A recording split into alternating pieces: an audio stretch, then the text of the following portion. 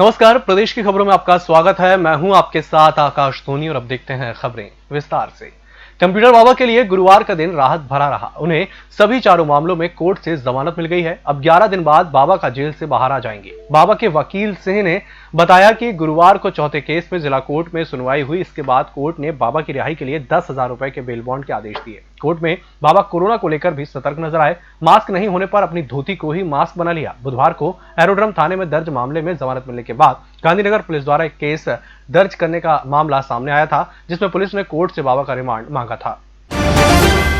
मानव तस्करी, धोखाधड़ी, अतिक्रमण, धमकाने के मामलों में जेल में बंद अमित सोनी को बुधवार को हाईकोर्ट से जमानत मिलने के बाद वह गुरुवार को जेल से बाहर आ गया। पुलिस ने माफिया अभियान के दौरान जीतू के साथ अमित को भी गिरफ्तार किया था। अमित के खिलाफ 17 केस दर्ज किए गए थे। पिछले 4-5 महीनों में से धीरे धीरे सभी मामलों में जमानत मिलती रही। एक मामले में उसे बुधवार को हाईकोर्ट से जमानत मिल गई, जिसके बाद उसका जेल से बाहर निकलने का रास्ता साफ हो गया था। 5 जनवरी को पुलिस ने अमित को गिरफ्तार किया था।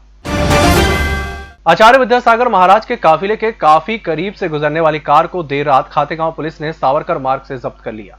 आरोपी को पकड़कर पुलिस ने रात में ही डबल चौकी थाने पर भेज दिया। डबल चौकी प्रभारी दीपक मालवी ने बताया कि जमानती धारा में केस दर्ज होने से आरोपी को जमानत पर छोड़ दिया गया है।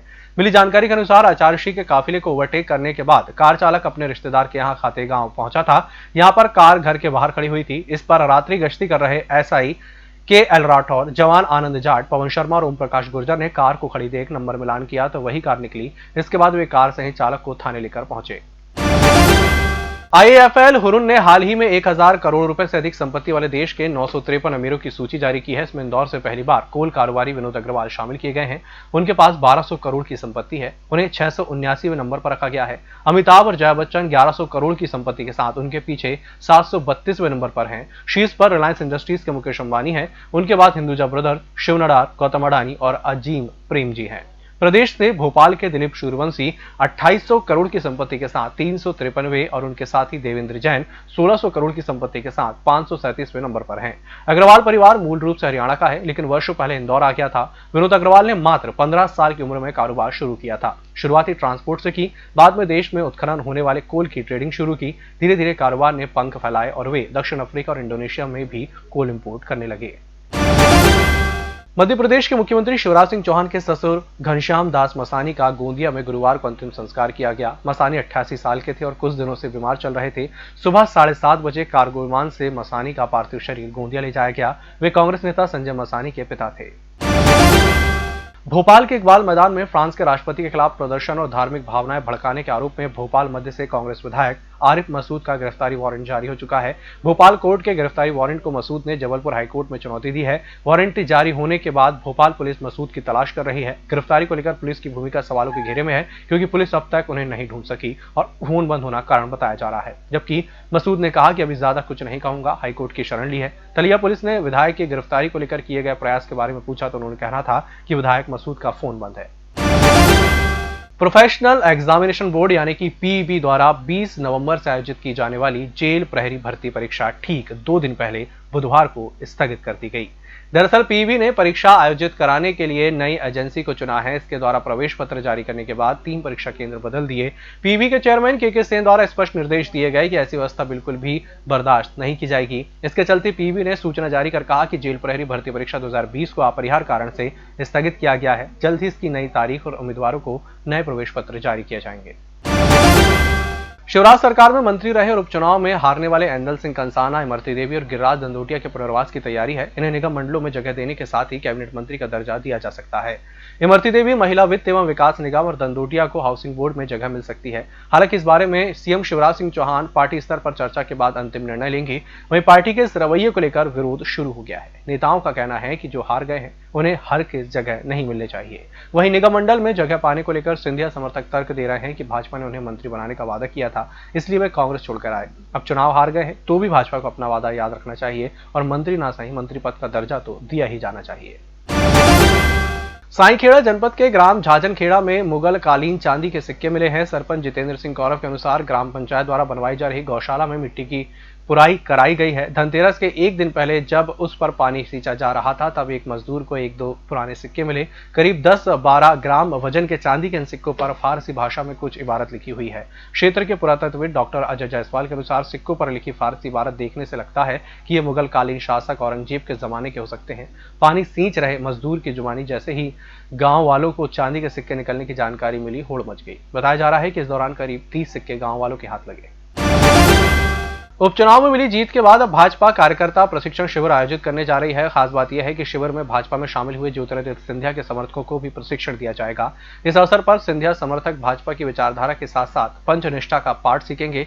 लेकिन सिंधिया समर्थक पूर्व विधायक मुन्नालाल गोयल ने कहना है कि उन्हें ट्रेनिंग की जरूरत नहीं है। गोयल ग्वालियर पूर्व सीट से उपचुनाव हार गए हैं। उनका कहना है कि पार्टी के कार्यकर्ता वोटर्स को घरों से बाहर नहीं निकाल पाए, जिसकी वजह से मेरी हार हुई है। मैंने अपनी बात संगठन के सामने रख दी है। पार्टी की विचारधारा के विस्तार के लिए 25 नवंबर से 15 दिसंबर तक प्रदेश के 1059 मंडलों में प्रशिक्षण शिविर आयोजित किए जाएंगे।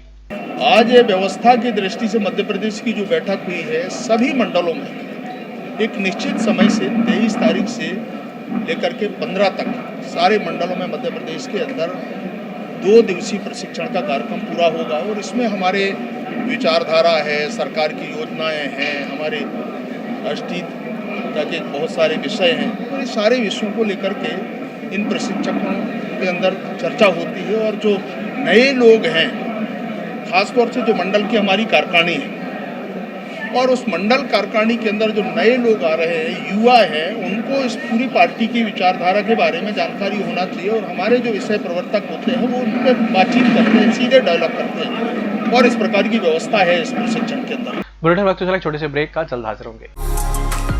होटल गौरीश्री भोपाल शहर के बीचों बीच स्थित ठहरने की सर्व सुविधा युक्त जगह है। Room available in affordable prices और facilities free wifi, AC, TV, parking, security, lift, full sanitised room, toiletry kit. Hotel Gaurishree, hall number 8, Chittor complex, MP Nagar, zone 1, Bhopal. Phone number 7898128620। Break के बाद एक बार फिर से आपका स्वागत है। विधानसभा के शीतकालीन सत्र को लेकर अभी संशय की स्थिति है। हालांकि संसदीय कार्य विभाग ने इस संबंध में कार्रवाई शुरू कर दी है। संसदीय कार्य विभाग ने सत्र को लेकर फाइल विभागीय मंत्री के पास भेजी है। सत्र कब होना है, कितने दिन का होना है या अभी नहीं होना है, यह तय करने के लिए फाइल भेजी गई है। माना जा रहा है कि शीतकालीन और बजट सत्र साथ में बुलाया जा सकता है। कोरोना की स्थिति को देखते हुए संसद का शीतकालीन सत्र स्थगित कर दिया गया है। मध्य प्रदेश विधानसभा के आगामी सत्र को लेकर भी यह संशय है, क्योंकि कोरोना के कारण पिछला सत्र एक दिन में ही हो गया। इससे पहले एक सत्र कोरोना की वजह से ही निरस्त कर दिया गया था। आगामी सत्र में नए चुने गए विधायकों को शपथ दिलाना है और अध्यक्ष उपाध्यक्ष का चुनाव कराना है। सत्र और तारीख के संबंध में अंतिम फैसला मुख्यमंत्री शिवराज सिंह चौहान लेंगे। शिवराज कैबिनेट के 3 मंत्री उपचुनाव में हार गए, लेकिन इस्तीफे में देरी ने सवाल खड़े कर दिए हैं। तीनों में से मात्र एक मंत्री इंदल सिंह कंसाना ने स्वप्रेरणा से इस्तीफा दिया है। इमरती देवी की ओर से तो यह भी साफ नहीं किया जा रहा है कि वे इस्तीफा कब देंगी। दरअसल भाजपा के पूर्व राष्ट्रीय उपाध्यक्ष प्रभात झा की ताजा टिप्पणी को इमरती देवी के इस्तीफे पर जारी चुप्पी से ही जोड़कर देखा जा रहा है। उनका कहना है कि हारने के बाद कोई मंत्री नहीं रहता। उन्होंने ये भी संकेत दिए कि कैबिनेट की मीटिंग होने तक हारे हुए मंत्री खुद ब खुद हट जाएंगे। लेकिन इमरती देवी बयान दे चुकी हैं कि वह हारी नहीं है, सरकार हमारी है। जो जीत गए वह एक हैंडपंप भी नहीं लगवा पाएंगे। जबलपुर से मां वैष्णो देवी मंदिर कटरा तक जाने वाली जम्मू तवी एक्सप्रेस के बार-बार रद्द होने से यात्रीगण परेशान हो चुके हैं। यह ट्रेन अब तक 1-2 बार नहीं, पूरे 4 बार रद्द हो चुकी है।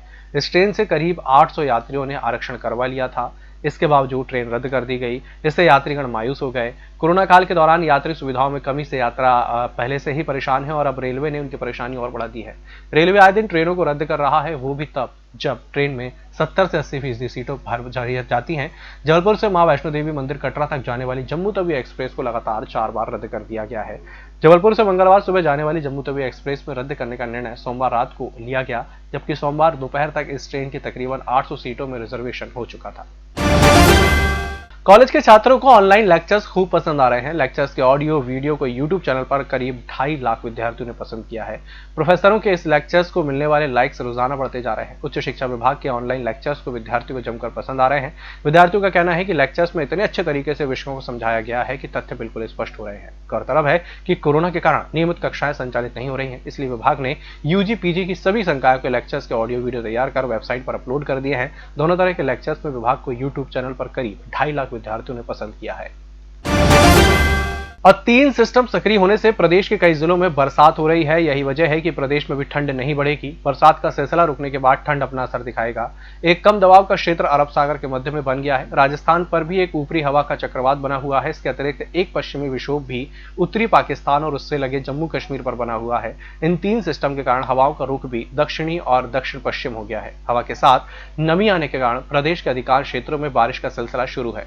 वरिष्ठ मौसम वैज्ञानिक अजय शुक्ला ने बताया कि अरब सागर में कम दबाव का क्षेत्र बना हुआ है। एक पश्चिमी विक्षोभ उत्तरी पाकिस्तान और उससे लगे जम्मू कश्मीर पर बना हुआ है। राजस्थान पर भी एक ऊपरी हवा का चक्रवात बना हुआ है।